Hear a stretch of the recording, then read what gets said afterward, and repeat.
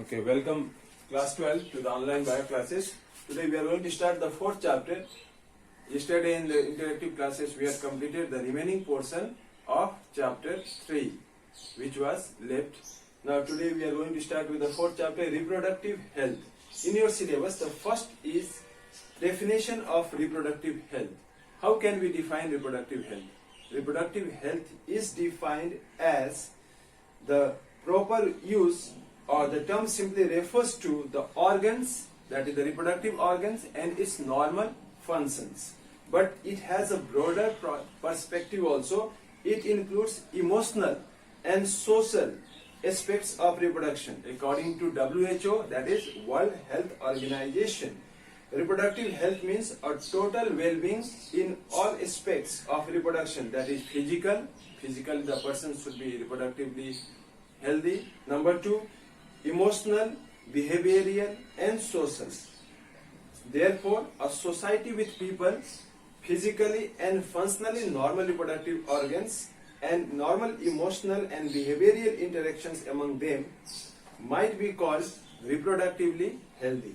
So why it is important to maintain reproductive health and what are the methods taken to achieve it?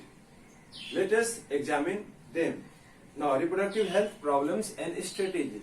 India was the first country in the world to start the plans and programs at a national level to achieve reproductive health as a social goal.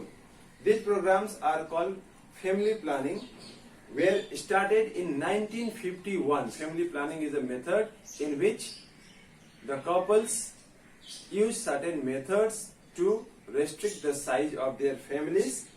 They were assessed over the past decades, and reproduction related areas are currently under the popular name RCH.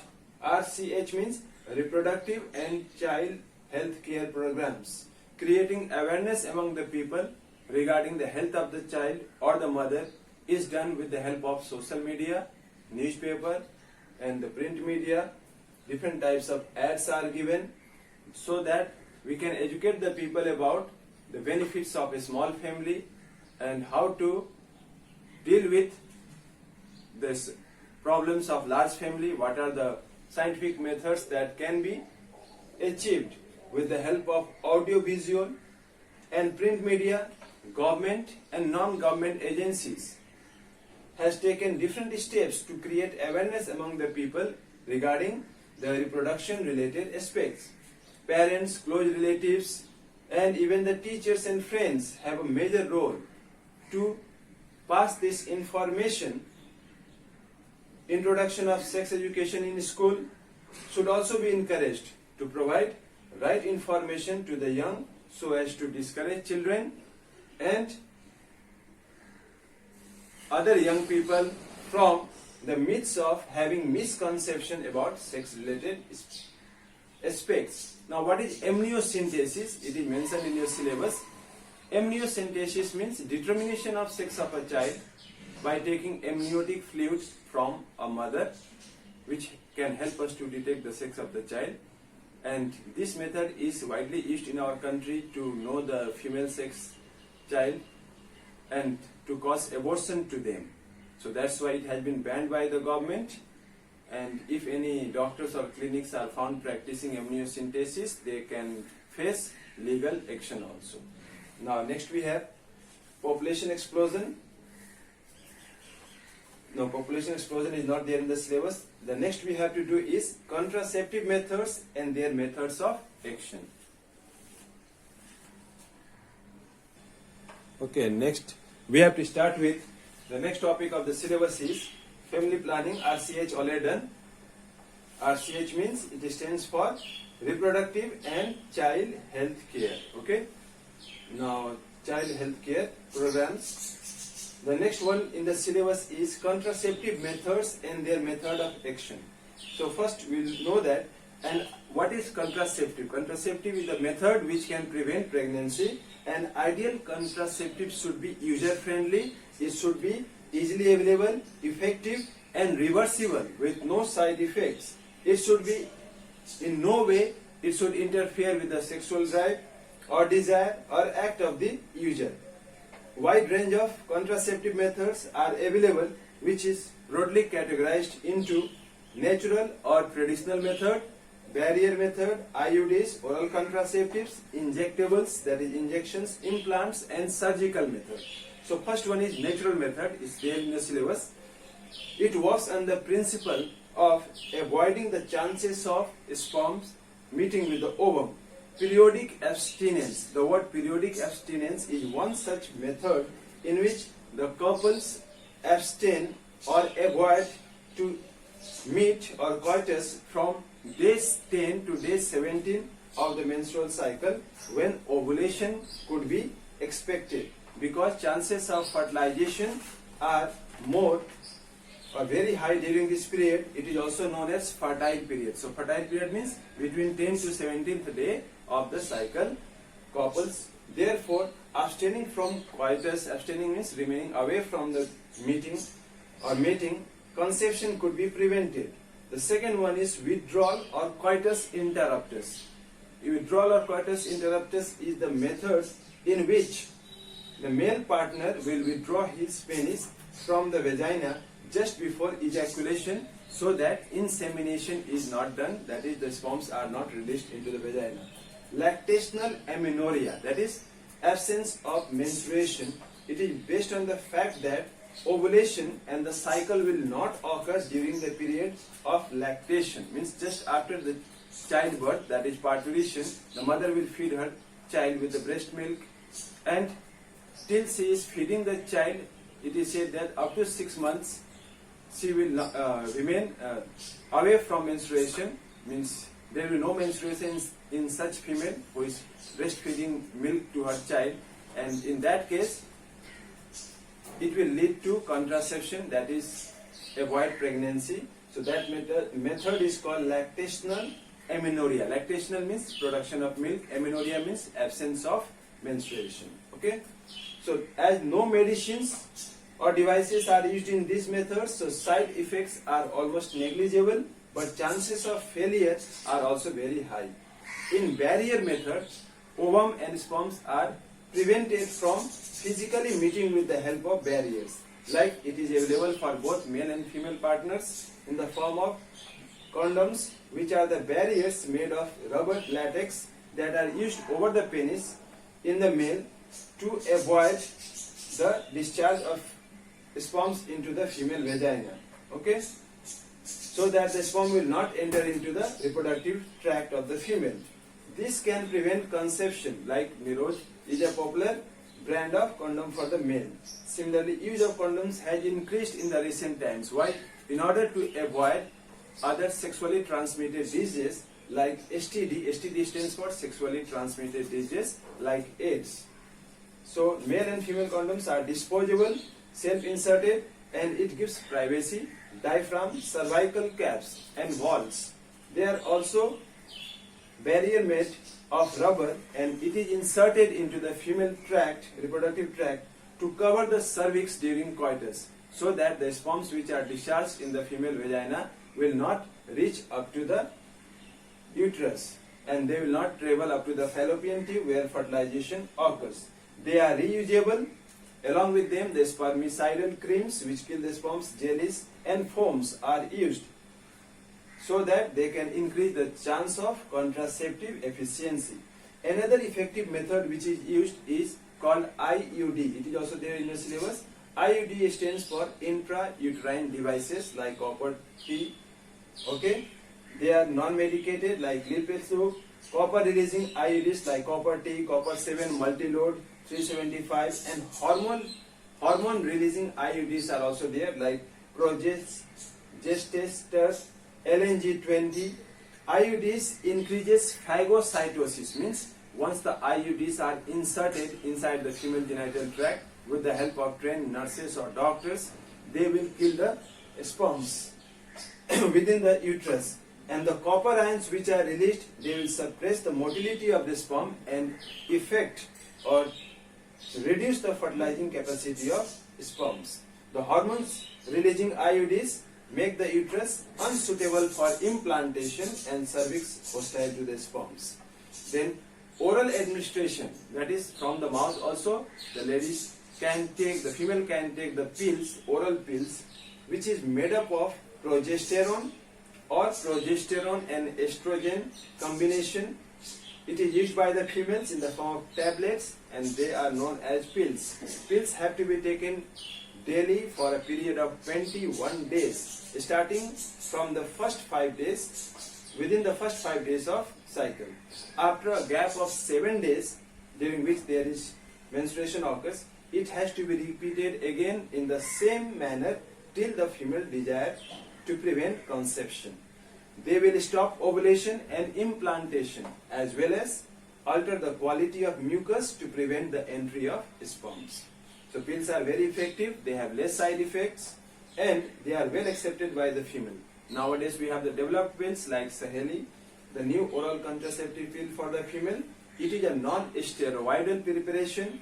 It is once a week pill, means instead of taking the pills every day, if they forget to take the pill once in a week, if they take this pill, it is very effective and very few side effects are there and it has high contraceptive value. Then comes surgical method.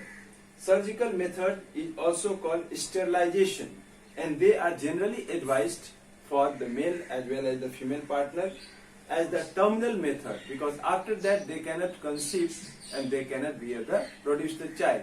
So in case of male, what happens is the male vas deferens, the one which the tube which carry the sperms from the testis to the urethra is cut, tied and ligated.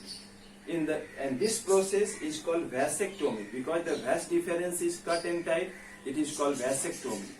Whereas the surgical method of contraception in female, in which the fallopian tube is cut and tied, is called tubectomy. Why? Because fallopian tube is cut. Okay, so tubectomy and vasectomy. But here this technique is highly effective, but their reversibility is very poor. Means once a person has undergone surgical method of sterilization, he or she may or may not once again become normal. So it needs to be emphasized that selection of a particular method and its use should depend on the consultation of the parents with the doctors, qualified medical professionals, and contraceptives are not regular requirements for the maintenance of reproductive health. In fact, they are practiced against a natural reproductive event, that is conception or pregnancy. So one is forced to use the methods to prevent pregnancy or to delay pregnancy or for personal reasons.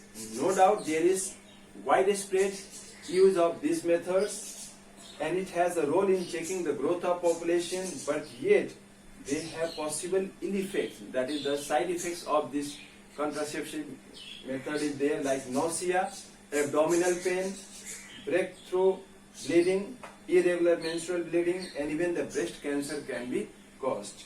So those significant, it should be totally ignored. Now the last one is MTP, medical termination of pregnancy, like during forced sex or the rape cases or under certain circumstances when the couple do not want to bear the child and they want to remove or that unwanted pregnancy, then they can undergo the medical professional to medically terminate the pregnancy. That is called medical termination of pregnancy. In simple words, it is called abortion. So why MTP? The answer is to get rid of unwanted pregnancy either due to unprotected casual intercourse or failure of contraceptive used during coitus or rapes. They are essential in certain cases where continuation of pregnancy could be harmful, because sometimes it is said that even in natural condition a child is, the female is conceived, she is pregnant, but it is not possible to keep the child because it may be harmful for the health of the child as well as the female due to some genetic reason or medical reason. So in such cases doctors will advise them to terminate their pregnancy. Okay, so MTVs are highly relatively safe during the first trimester, means within the 3 months of pregnancy. If abortion or MTP is done, it is safe. But beyond 3 months, it can be risky for the health as well as for the life of the female or the mother who is bearing that child. Okay, now next one is sexually transmitted diseases. Diseases or infections which are transmitted through sexual intercourse are called sexually transmitted diseases. There are several diseases which is called STD or sexually transmitted diseases are also called venereal diseases or reproductive tract infection, RTI. RTI stands for reproductive tract infections like gonorrhea, syphilis, genital herpes, chlamydiasis, genital warts, trichomoniasis, hepatitis B, and of course the most discussed infection in the recent years, that is HIV, which leads to AIDS, are some common STDs. Among them, HIV infection is the most dangerous, and we will study about them in other chapters in detail. Some of these infections like hepatitis B and HIV can be transmitted by sharing of infected needles, surgical instruments, or with infected persons, transfusion of blood, or from infected mother to the fetus. Except for hepatitis B, genital herpes and HIV infections, other diseases are curable if detected early and treated properly. So in terms of, most of them include itching, fluid discharge, slight pain, swellings in the genital region. Infected female may be asymptomatic and hence remain undetected. Like although the female is suffering from the disease, she may remain undetected for a long time. Absence or less significant symptoms in the infection causes social stigma attached to the STDs because the person will feel boycotted in the society if it is known by the others. This could lead to complication which could cause pelvic inflammatory disease, PID, which is a disease found in the females, abortions, stillbirths, ectopic pregnancy, infertility, and even cancer of the reproductive tract. Okay, so though all persons are suspected to infections, they are vulnerable to this. Their incidence is very high among the persons of the age group 15 to 24. So the people of age group 15 to 24 should be very much cautious because they may get the STDs. The age group to which you belong, there is no reason of panic because prevention is possible, and nowadays many vaccines are also available to prevent all these diseases. Okay, so what are the 3 principles we can follow in order to avoid the disease? Number 1, avoid sex with unknown partners or multiple partners. Number 2, always use condoms during coitus, and in case of doubt, go to a qualified doctor for detection and treatment. In the next topic, we'll do infertility.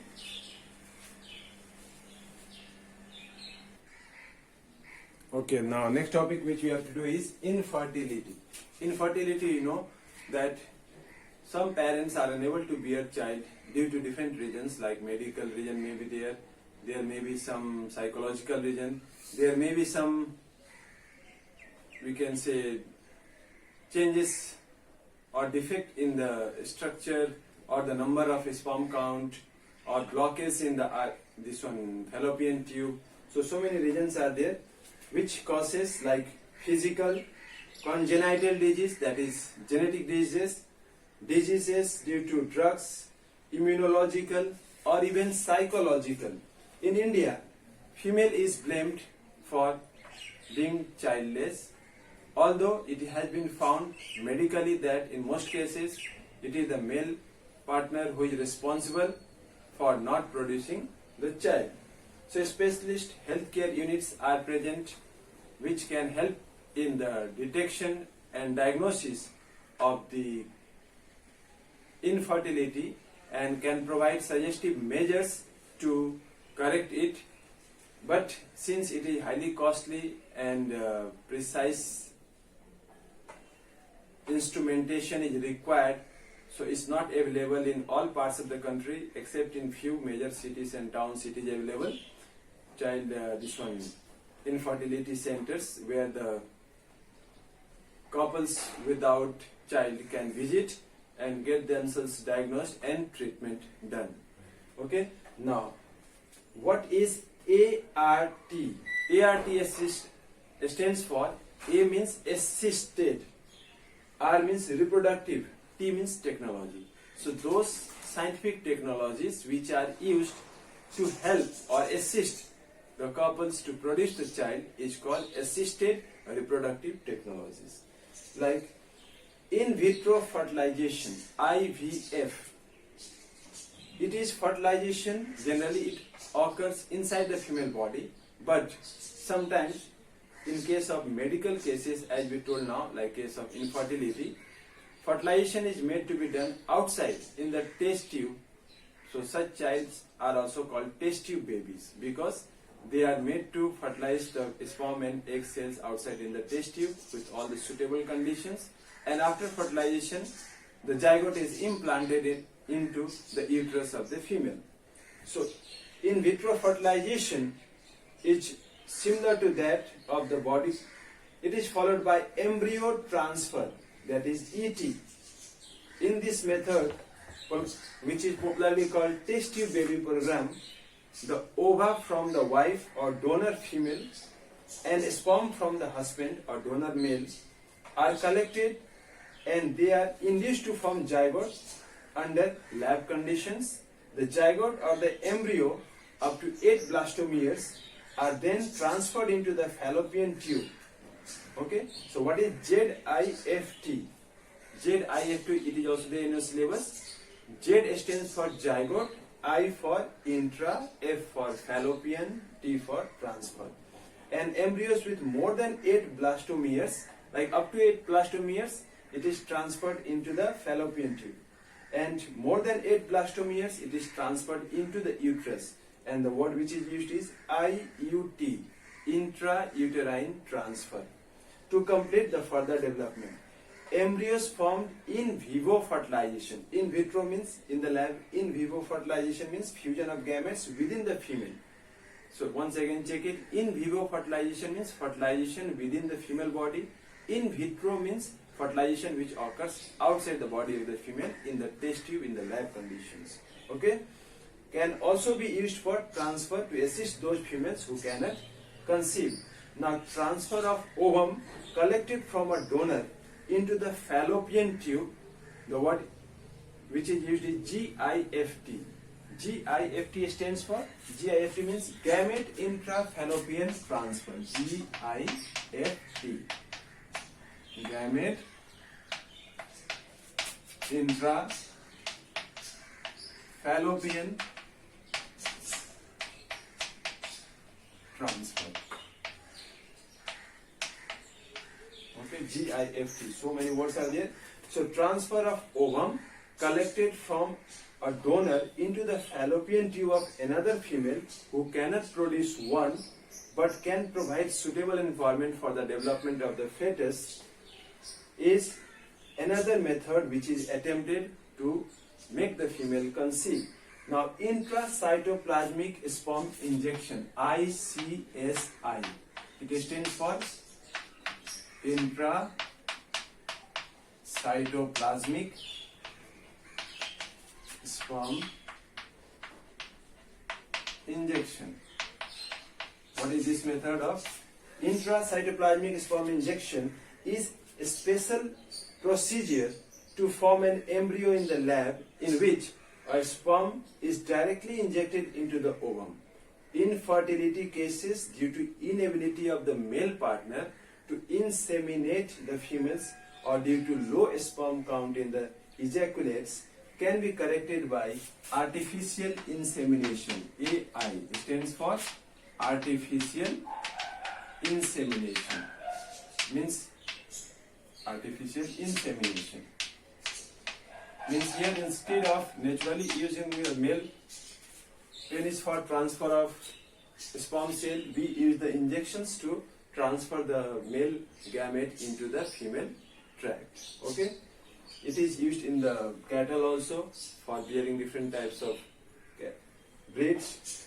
Now next one is the semen is collected from the husband or healthy donor and it is artificially introduced into the vagina or into the uterus. So IUI, it stands for intrauterine IUI, intrauterine insemination.